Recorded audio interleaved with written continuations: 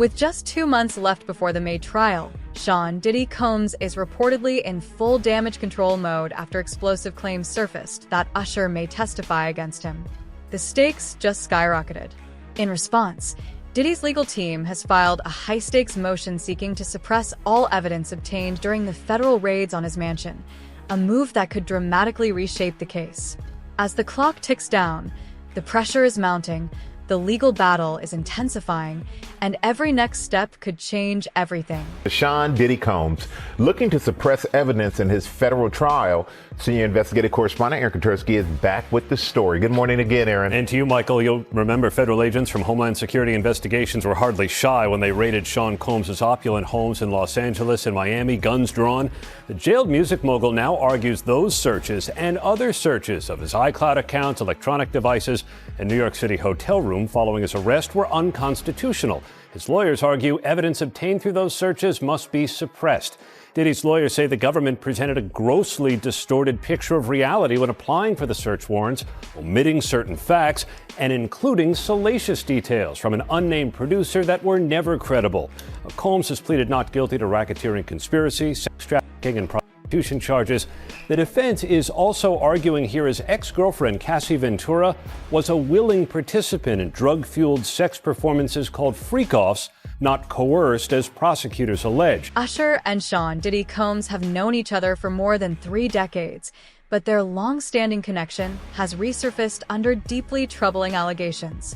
According to past public statements attributed to Usher, his mother sent him to live with Combs at a young age, often referred to as Puffy Flavor Camp, believing it would help launch his music career. Usher has since claimed that during that time he was exposed to adult environments far beyond his age, including explicit parties and clubs, and that he witnessed and experienced situations he was too young to understand.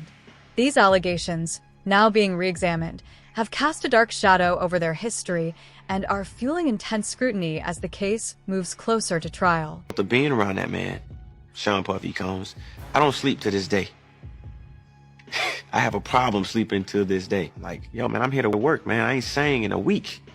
I mean, I'm 13 years old, and I'm telling him, look, you're gonna put me in the studio, man. You got Biggie Smalls in there, you got Craig Mack in there. I'm not here to party with you. I don't want to go to the clubs. Matter of fact, I'm too young to even be in here. Why you got me in clubs? We would fight, we would tussle. I moved to New York City, and I lived with Sean Puffy Combs for a year. That's the crazy thing. Now, that was L.A. Reid's idea, right? We're sending you over to something called Puffy Flavor Camp. There you go. To learn Flavor Camp. Yeah, Flavor that's Camp. what it was called. And you're going to go to Puff Daddy's. He's going In the 90s, do you understand what that's like? Puffy's place was like just filled with chicks and orgying like nonstop, right? No, not really. I Come mean, on. but hey, it was curious. I got a chance to see some things. Yeah, but you were 13. What were you I seeing? went there to see the lifestyle. Right. And I saw it. And it was, but I don't know if I could indulge and understand what I was even looking at. It was pretty wild. It was, So nobody it was crazy. tried to, some woman didn't come along. I didn't say that. Okay. I didn't But say you that. What I did say is that there were very curious things taking place. Uh-huh. And I didn't necessarily understand it. Biggie Smalls was there. Biggie Smalls was there. Lil' Kim, Craig Mack. All these people are hanging around. Yeah, man. Faith Evans, And your Jodeci, parents were Mary J. okay? Blige. They didn't know nothing about this shit. Oh. I was having a good time. You know what I mean? Does he have you doing any chores? Are you doing dishes at all? I mean, to keep you humble somewhat? Or are you just like, can you stay up till 4 a.m. with them and party? I mean, I could. I actually stayed up longer than them. And do you have money? What's going on? I mean, I had like per diem. Yeah. I had like, What like a a living. life. Yeah, it's pretty crazy. 14 years old. You're a dad now. Would you ever send your kid to Puffy Camp? Allegations surrounding Sean "Diddy" Combs have gone even further, with claims suggesting he groomed Usher and influenced him down a deeply controversial path. Actor Orlando Brown has publicly made unverified statements alleging a sexual encounter with Usher, claims that have never been substantiated and remain disputed. Adding to the controversy, Usher previously faced a high-profile legal case in 2017 to 2018 when he was sued by 2 women and 1 man over allegations related to the transmission of herpes. The case was ultimately settled and dismissed after Usher reportedly paid approximately $1.1 million, though he did not admit wrongdoing. Together, These accusations and past legal battles continue to fuel intense public scrutiny and debate. Some documents have leaked about Usher. They were obtained by Radar Online. And apparently back in 2009 or 2010, he had contracted herpes and passed it on to a celebrity stylist having unprotected sex with her. He had to pay $1.1 million to that woman for severe emotional distress. And he also covered her medical bills. That case was settled back in 2012. Now, allegedly, there was a greenish discharge from his penis. Whoa, that's a booger.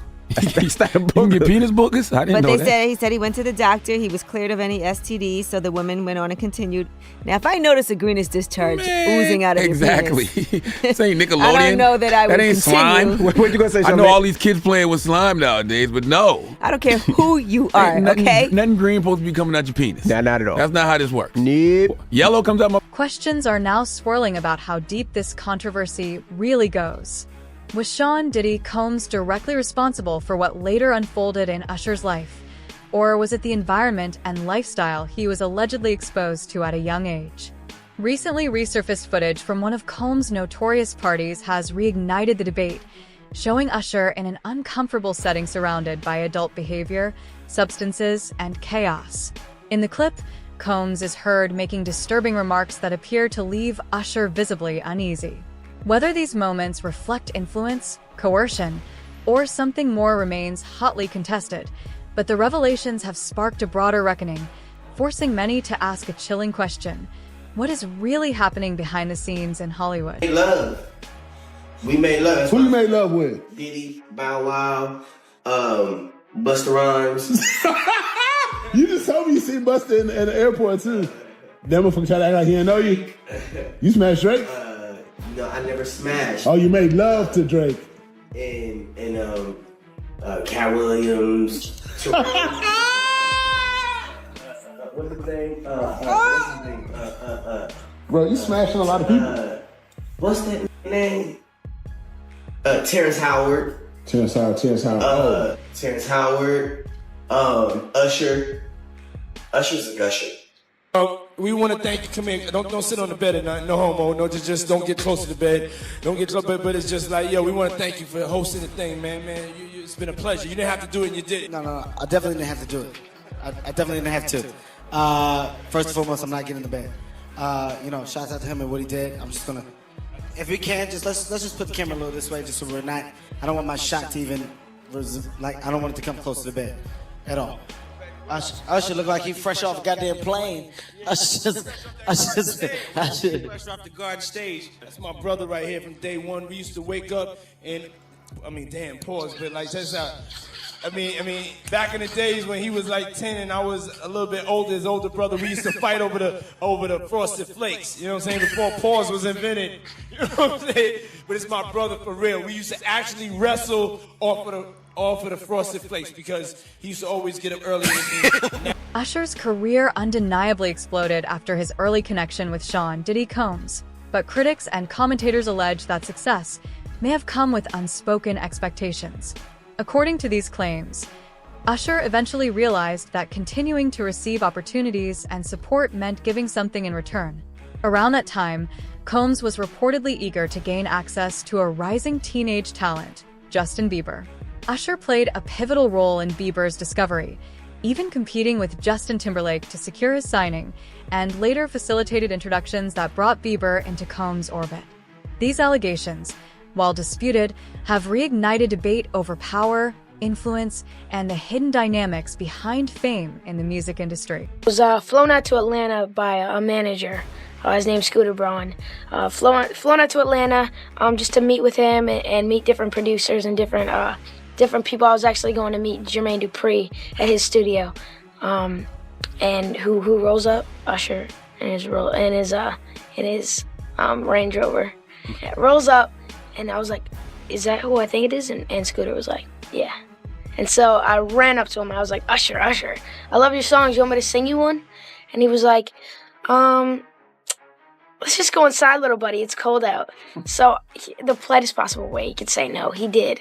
And I was like, wow, he just turned me down. And I was a little disappointed. He had to go into a studio session, so I was like, whatever. And a week later, he actually watched my videos with my manager. and was like, oh my gosh, why didn't I let him sing? So flew me back to Atlanta where I got to meet him again, and he wanted to sign me. But there was something else. Justin Timberlake, right? Yes, Justin Timberlake also wanted to sign me.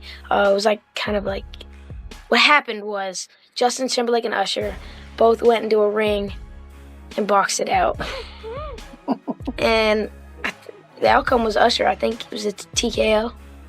I didn't mean to stop you like that, but this is only a tease. Ladies and gentlemen, introducing to you Island Def Jam recording artist Justin Bieber. It's getting ready to go down.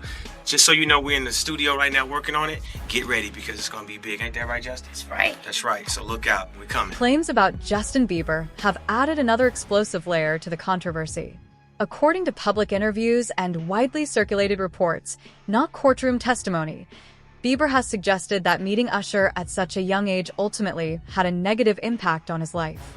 Those remarks have been interpreted by many as a reflection on the pressures, influences, and environments he was exposed to early in his career. As these statements resurface, they are fueling intense debate about mentorship, power, and whether fame came at a cost far greater than anyone realized. Get career. Do you know Raymond Usher IV? No. Do you know an individual, an entertainer by the name of Usher? Yeah, Usher. That sounds familiar.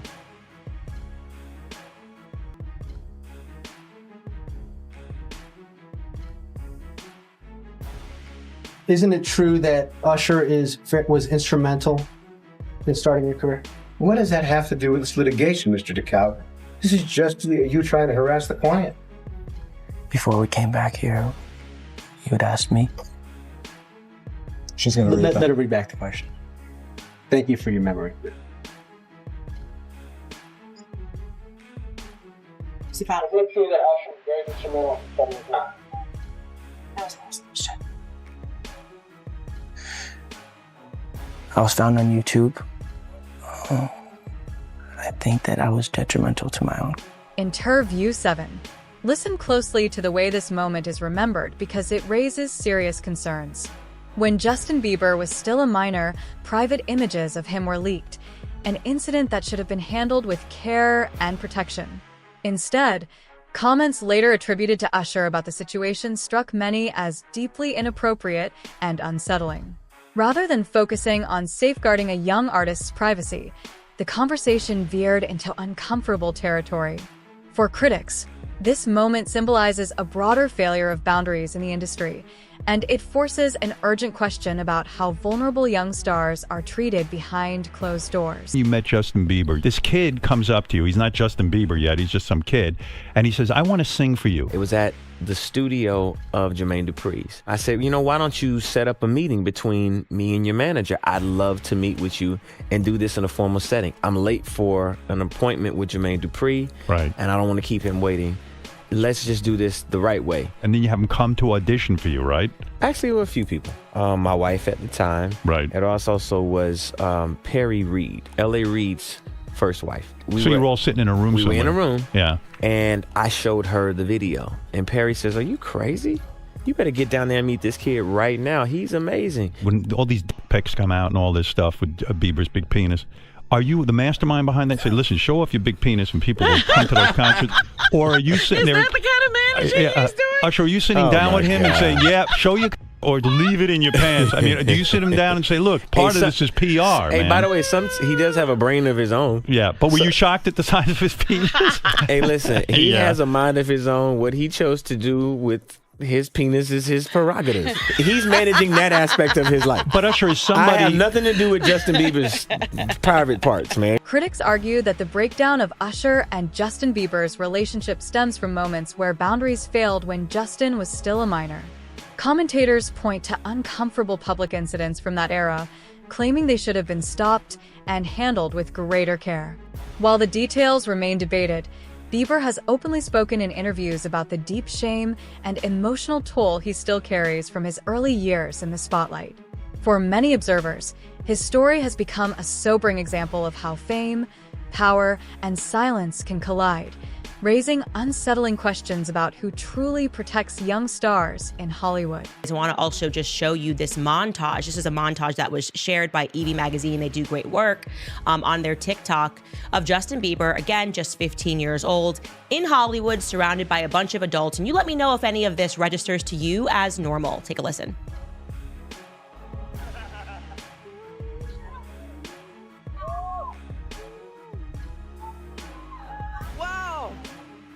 I feel violated right now.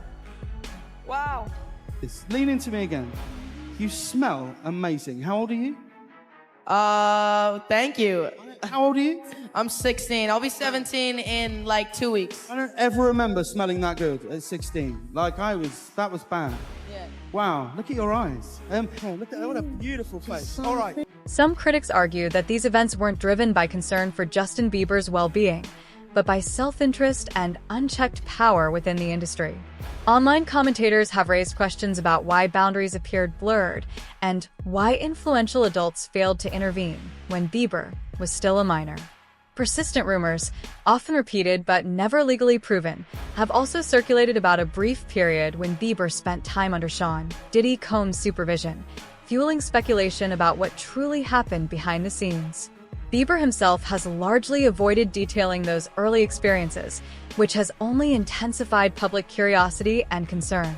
Together, these unanswered questions continue to spark outrage and force a deeper conversation about accountability, silence, and power in Hollywood. He had been trying to get to Bieber for a minute, and his management was backing him off. But it wasn't until Usher took over management and had guardianship and gave temporary guardianship to the diddler for 48 hours. Think about that. He had already been to the hospital. That situation that Gene was talking about. And you still took Bieber there. But you got custody of him first. Diddy had already tried. They wouldn't let him. Actually, someone made reference to the fact that Diddy trying to get at Bieber the way he was trying to get at Bieber was looking a little predatory. And then Usher came in and discovered it and managed him and got custody of him and promised to look after him. And then he sent him to the diddler. Does that sound like a good guy? It's horrible. It's horrible. Does that sound like a good guy? Now that we know what Diddy's really like. They're not seeing what the intentions was in his heart when he took Justin Bieber there. Oh. Let's be honest. He took Justin Bieber there. In recent years, Justin Bieber has appeared to quietly distance himself from both Sean Diddy Combs and Usher, a shift that hasn't gone unnoticed. Fans pointed out that Bieber unfollowed Usher on social media, and in 2023, reports indicated he declined to join Usher on stage for the Super Bowl halftime show. Given that the Super Bowl is one of the most coveted platforms in music, many saw that decision as especially telling. While no official explanation was given, the move has fueled widespread speculation and prompted renewed discussion about why Bieber may be choosing to step away from certain figures in his past. Justin Bieber, is continuing the purge. He has now moved to unfollow Usher, his original mentor. So this is a very big story. And the reason why we should discuss this and we should not diminish what is happening, it's not celebrity drama. This is actually the fall of Babylon that we are witnessing, Hollywood Babylon, that is. Something happened in the background and people started noticing some things last year. In 2024, you guys will remember that Usher was tapped to perform at the Super Bowl. And people therefore assumed, because usually when you are tapped to perform the Super Bowl, you bring in all your hits, you call up all your homies, there's all of these guest surprises of people jumping on stage, and it's a trip down memory lane. So everyone was really hyped and assuming that Justin Bieber would be on the stage with him, especially because Justin Bieber went to this Super Bowl. So the signs were there. But then news began breaking that actually no, Justin Bieber had snubbed him, that he had turned down Usher. People were wondering if this was true or just, usual rumor mill in the media. But then Usher confirmed it on the Breakfast Club. Kind of seemed like he was trying to make it seem like it wasn't a big deal, that here I am the mentor and he turned me down. Here is what Usher said explaining that on The Breakfast Club. It might have been the fact that he was just, wanting to tell a different story right now. And I understand that. But we did have a brief conversation, and we're gonna do something else in the future. But there's no love lost or anything like that. I think that it's a lot of pressure for the Super Bowl, obviously, for me to put together a show. So I reached out to everybody. Justin wasn't the only person that I actually spoke to about doing the Super Bowl. But the moment was maybe for later. But Usher says we shouldn't count Justin out as a future halftime headliner. He's going to play the Super Bowl. I'll go ahead and give you that in the future. I profess that over his life and over his time, because he has a career that deserves it. But it just didn't happen, but that doesn't mean it's not. Explosive allegations continue to circulate, with unnamed sources and online commentators claiming that both Usher and Justin Bieber were groomed by Sean Diddy Combs, claims that have never been proven in court. According to these accounts, industry insiders were allegedly aware of troubling behavior but failed to intervene, choosing silence over accountability. Even more disturbing rumors have surfaced, suggesting a serious incident involving a minor that allegedly resulted in hospitalization, an allegation that remains unverified and denied by those involved. While no official findings have confirmed these claims, their persistence has intensified public scrutiny and renewed calls for transparency, accountability, and truth within the entertainment industry. How dare you say a man that groomed you, you gonna give him a pass? Bruh, I know. Let me reframe you on something. Remember Usher? We was at the Swiss Hotel. Puff had Kim in the room. Had one of Keith Sweat's baby mothers in the big room outside the master bedroom. He came outside in his robe. She gave him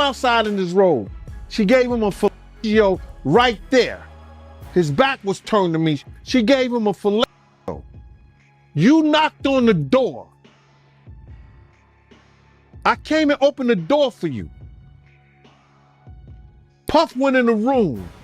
You came in the room and kissed that girl dead in her mouth. Now I'm telling that because you taking up for somebody that you know and a lot of more people know didn't do you right when you was at Diddy camp.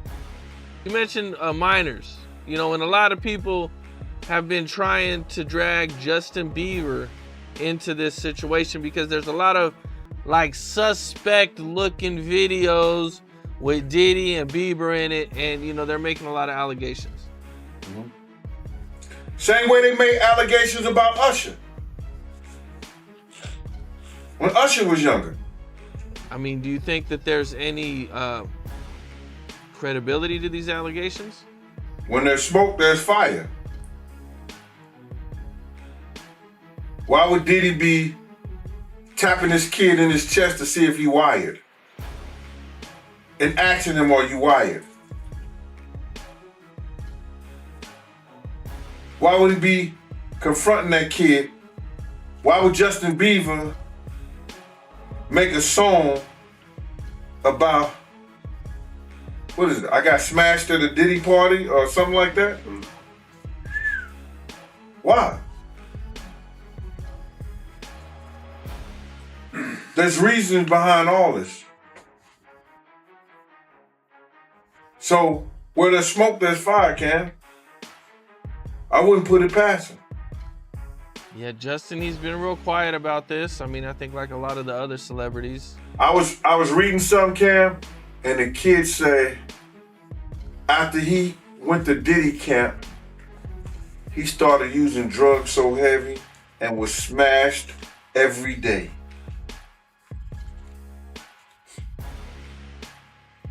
What would cause a kid who wanted to be an artist in the music business all of a sudden to start getting high and drinking and drugging, popping pills and smoking. What would cause a kid to do that? I mean, usually trauma. Or a Diddy party. If you don't mind me asking, because I know the topic is sensitive, what happened to Usher? I heard about some music executive from the industry back in Harlem. You know, I heard it from some music executives back in Harlem. And I'm not going to speak on their name. They doing programs and everything like that, and they may be doing something, they may speak on it themselves. But I heard it from some music executives. What did you hear? Bro, you know how people be talking and we was around some people, something like that, and then some people might say, yo, I don't F with that dude. And at the time, I didn't know who the F Usher was. You know what I'm saying? It was one of those type of situations. And when probably say, yo, man, I don't F with them niggas. I'm getting out that industry and everything like that. You know, Puff sent this little kid to the hospital. How he sent him to the hospital? Man, nigga was bleeding from the butt. And that's what was said. But I didn't even have a name for the kid at the time. Then you hear it, and that's what happened. Interview 12. New developments suggest mounting turmoil inside Sean Diddy Combs' legal camp. Reports indicate that Anthony Rico, a highly respected New York defense attorney, has filed a motion to withdraw as Combs' legal counsel. In the filing, Rico cited irreconcilable differences, stating that he could no longer continue representing his client. While the specifics remain undisclosed, the sudden move has intensified speculation about the strength of the case ahead and added to the growing sense that pressure is building as the legal battle moves forward. He's doing fine. It's a difficult circumstance. He's making the best of the situation. A situation one of Diddy's attorneys won't be part of moving forward. Anthony Rico announcing in court docs, under no circumstances can he continue defending the embattled rapper. This is a serious proceeding with serious consequences, and all of us are addressing it accordingly. In a motion filed on Thursday, Rico stopped short of revealing why he's stepping down from Diddy's legal team, just months ahead of the music mogul's scheduled trial date in May for sex trafficking and racketeering charges, all of which Diddy's denied. You know, Dr. King called it the law of unintended consequences. So sometimes the more you push a person down, the stronger they get. That's Rico speaking up late last year for his now former client. ET's learned the attorney's exit will not affect Diddy's other attorneys, nor their defense strategy. I told Mr. Combs I'm going to try and get his case to trial as quickly as possible. He has been ready to defend this case since he first found out about this case. Nothing has changed from his perspective. You're going to hear about my party. They're going to be shutting them down. They're going to probably be arresting me. After Diddy was arrested, Rico said he provided a high level of legal representation. But now, for reasons unknown, he can under no circumstances effectively serve in the upcoming trial. Nobody's okay with staying in jail for now. And high-profile death penalty attorney Anthony Rico. Now, while the pair joined around the same time, Anthony in a court filing on Friday said he's leaving the case. In the filing, Anthony Rico said, quote, "For the reasons set forth below, this motion for withdrawals is filed so that Sean Combs may move forward with his defense and to commence jury selection and trial without any delay. As a result of discussion with lead counsel Mark Agnifilo, this motion for withdrawal of counsel is filed. While I am aware that the local rule requires that an application for withdrawal of counsel is supported and granted, there are sufficient reasons related to protections afforded by the attorney-client privilege for brevity in my application for withdrawal as counsel in this case. Although I have provided Sean Combs with the high level of legal representation expected by the court, under no circumstances can I continue to effectively serve as counsel for Sean Combs," end quote. Now, essentially in legalese, I quit, but I can't go into details because of attorney-client privilege. According to the filing, though, the defense shakeup won't delay the case. Diddy will continue with 5 attorneys. That's Mark Agnifilo, Tenny Garagos, Alexandra Shapiro, Jason A. Driscoll, and Anna Esteval. Now, a judge still has to sign off on the motion, but with the government taking no position on it and the fact Anthony Rico spoke with Mark Agnifilo about it before filing the motion, a judge will likely sign. The pressure appears to be escalating even further. Reports now claim that the law firm Sean Diddy Combs had relied on for more than 2 decades has also severed ties, walking away from his defense entirely. The sudden exits of multiple high-profile attorneys have sparked intense speculation.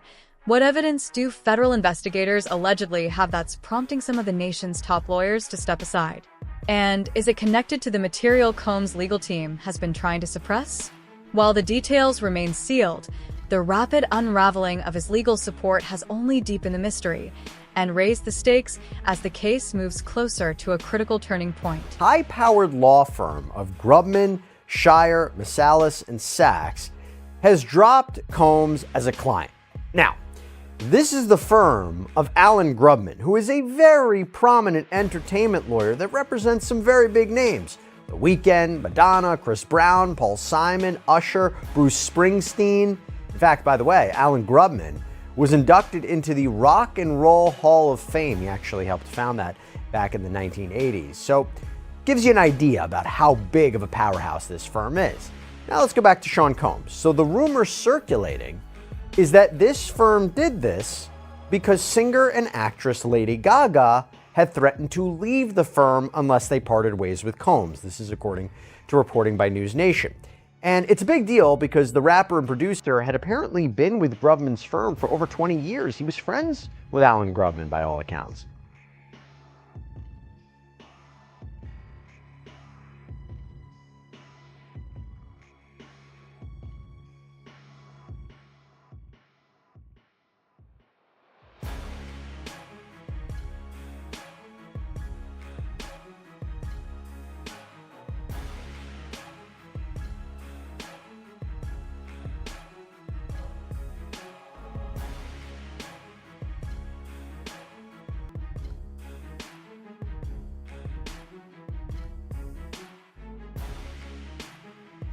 Sean Diddy Combs' legal team has now moved to dismiss several charges, arguing in court filings that the prosecution is unjust and racially motivated.